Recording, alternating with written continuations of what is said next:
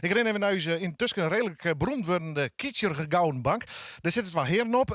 Om het hier te zien binnen het familieleden van elkaar. Dat klopt, de hier is namelijk Kees Koudstaal en de is Jens Koudstaal. En dat had te krijgen mij. Ik ga even een poster van Hoes mijn naam. Voor de meesten die het nou televisie hadden, dat lik ik even zien via internet. Deze poster, ik zit voor de meesten van de radio even uitlezen, die komt uit 1988. Daarop staat Woodrock. 10 september op zaterdag. De Nits, Klobus Klaw, De Dijk, Koperschaar, Appelschaar, Brimstone, Restless. Objectief kijken naar de wijze, want ik ben een van de aanstichter van dit feestje. Dus zo simpel leider maar. En Kees Koudstaal als jongerenwerker had misschien mijn leven ook wel red. Tenminste voorkomen dat ik helemaal de goot in ging. Kees, leuk dat is de best. Ja, vind ik zelf ook leuk. Ik stier ooit als snot op in van Sontje in Kiehol. En toen toch, Kees, wat maakt het van die jongen worden? Straten maken was je toen nog volgens mij. Helemaal. Taal wat anders. Ja. Goed, we zijn een periode verder en Woodrock is inmiddels ter zielegang. We weten al hoe dat festival voorron is.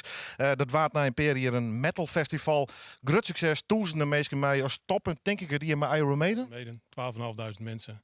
Uitverkocht en dat was inderdaad het hoogtepunt. Ongelooflijk. Ja, was prachtig. Ja. Verklaar een beetje als we hebben omschust het succes van Woodrock. Is dat de sfeerwest of toch echt de bands? Wat is die idee daarover? Nou, wij zeggen zelf het liefst dat het de sfeer was. Maar op het moment dat je dan inderdaad een Iron Maiden neerzet, dan zie je opeens dat bands ook heel belangrijk zijn.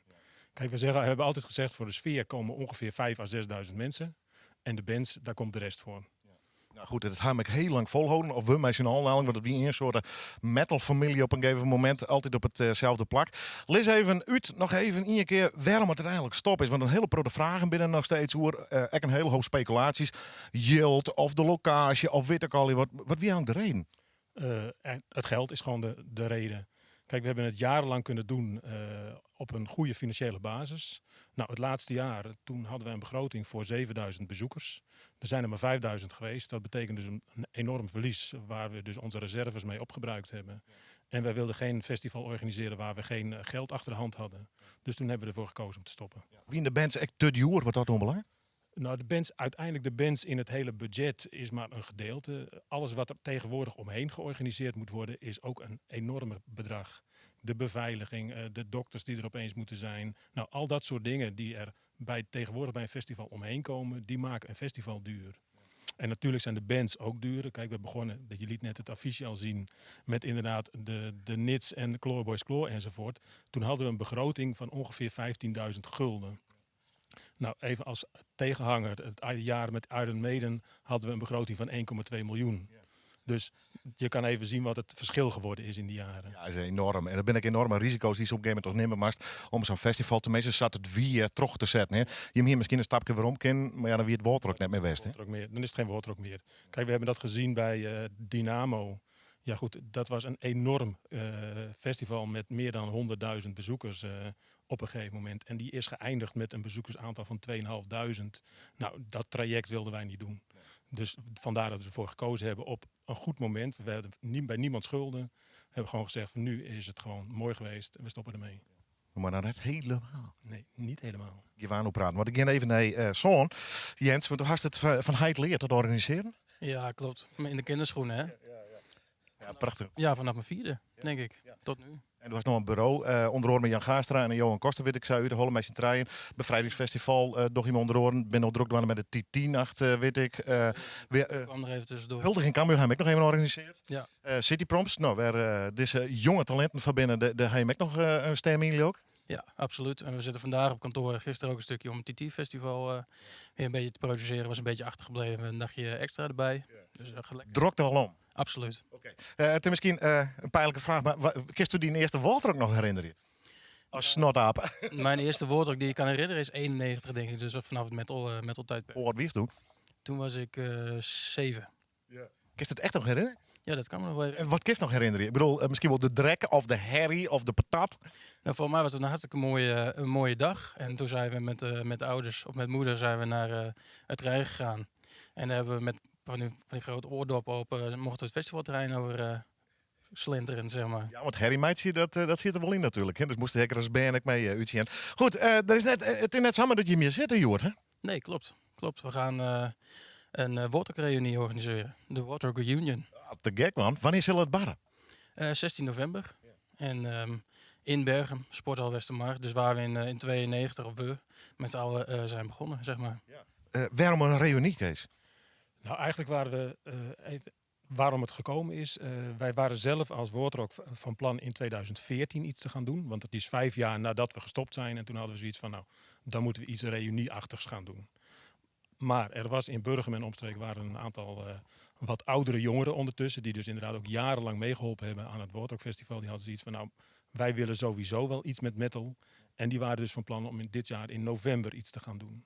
Nou, dat wilden ze graag met als naam een Woordrok gaan doen. Dus ze zijn bij ons gekomen van, kunnen wij die naam gebruiken? Nou, toen hebben we gezegd, dat kan niet, maar we kunnen wel kijken of we gezamenlijk iets kunnen. En toen hebben we een paar keer om tafel gezeten en inderdaad besloten om gezamenlijk 16 november inderdaad een Woordrok reunion te gaan organiseren. Ja. Dat hij hem vaker die trouwens in de sporthal. Biohazard is West, volgens mij. Ja, dat zou eigenlijk Johan Koster moeten hebben. Onze programmeur die kan het allemaal heel goed onthouden. Maar het is in 92 begonnen en gisteren hebben we het er nog even over gehad. 92 heet het Gods of Grinds. Nou, er stonden Cathedral stond daar, Carcass. Ja, en dus 92, voor mij is het 3 keer geweest. 3 keer West. Ja, klopt, 3 keer. Het komt weer om. Wat gebeurt er op 16 november? Nou, we gaan eigenlijk een reunion. Dus we gaan alle vrijwilligers en iedereen die heeft meegeholpen, die gaan we uitnodigen om op het feest te komen. En daarnaast kunnen we een man of 1500 kunnen we in de sporthal kwijt natuurlijk. Dus we nodigen iedereen uit en we gaan naar een 5-tal leuke grote, middelgrote namen programmeren. Ja, nou, en de Woordrok-vraag die we natuurlijk 20 jaar stelt. Hij hem al wat boekt en wat binnen de NAM? We hebben nog niks geboekt. We zijn wel druk al aan het zoeken op internet. De toeren aan het nazoeken van wat er allemaal komt. We hebben natuurlijk altijd wel een wensenlijstje. Maar Maar het wordt wel een echte Woordrok line-up. absoluut, absoluut. En vanaf 1 juli gaan we het ongeveer bekendmaken. Wanneer begint de FAFKIP? 1 juni. Dus echt de datum in juni en dan gaat het hele circus wel los dus. Ja, 1 juni kaartverkoop en 1 juli dan de bands bekendmaken. Even nu het nostalgisch uitzicht, Kees. Hoe vies dit? Begint het met de prikkelingen en de... Kijk, het heeft altijd geprikkeld. Kijk, we zijn ermee gestopt. En ja goed, in de loop van de jaren, we hebben het 22 jaar gedaan. Ja, ben je eigenlijk het hele jaar door ben je met zoiets bezig. Nou, opeens was dat er niet meer. Maar continu blijft het toch in je achterhoofd. En wat je straks ook al zei, van, er zijn continu weer mensen die vragen van, gebeurt er nog eens een keer wat? Wanneer gaan jullie eventueel weer eens wat doen? Ja goed, en dat blijft eigenlijk altijd doorlopen.